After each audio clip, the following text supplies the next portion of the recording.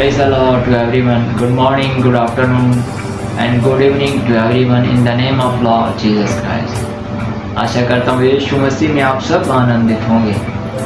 आइए हम परमेश्वर के वचन की ओर बढ़ते हैं। Book of Genesis chapter 50 verse 24। और यूसुफ ने अपने भाइयों से कहा, मैं तो मरने पर हूँ, परंतु परमेश्वर निश्चय तुम्हारी सुधि लेगा और तुम्हें इस देश से निकाल कर उस देश में पहुंचा देगा जिसके देने की उसने इब्राहिम, इसहाक और याकूब से शपथ खाई थी। आमीन। हमारा परमेश्वर वायदे का परमेश्वर है। परमेश्वर ने आपसे और हम सब से वायदे किए और वो परमेश्वर निश्चित अपने वादों को पूरा करने में सामर्थ्य है। यहाँ पर भी एक वादा जोसेफ के द्वारा परमेश्वर अपने भाइयों के सामने दे रहा है और वो वादा यही है कि परमेश्वर अपने लोगों को मिस्र देश से छुड़ाकर कनान की ओर ले जाएगा।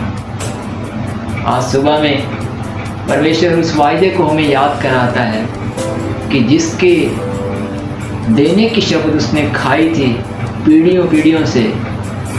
अब्राहम से कहा गया था, परमेश्वर ने इसहाक से कहा था, याकूब से कहा था, और इस समय जोसेफ अपने भाइयों के सामने खड़ा होकर, जिन भाइयों ने जोसेफ के बारे में छल किया, जोसेफ को नुकसान पहुंचाया था, जोसेफ को ऐसे संकट में डाल कर चले गए थे कि वो जानते भी नहीं थे कि जोसेफ किस प्रकार मिस्र के एक राज्य में इतने बड़े पद पर अधिकारी होगा करके। लेकिन जोसेफ ने उस समय उनको नहीं त्यागा। जोसेफ अपने परिवार के लिए, अपने भाइयों के लिए रोया है और इस समय वहाँ पर जोसेफ क्या कह रहा है कि परमेश्वर निश्चय तुम्हारी सुधि लेगा। उसके कहने का मतलब यही था कि जोसेफ का जीवन काल भी पूरा हो जाएगा, लेकिन परमेश्वर ने जो वादा दिया है वो आपके जीवन में ज़रूर पूरा होगा।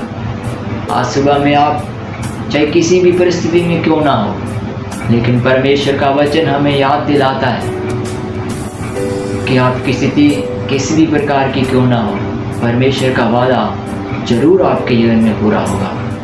परमेश्वर इस वचन के द्वारा आप सभी को आशीष करे। May God bless you.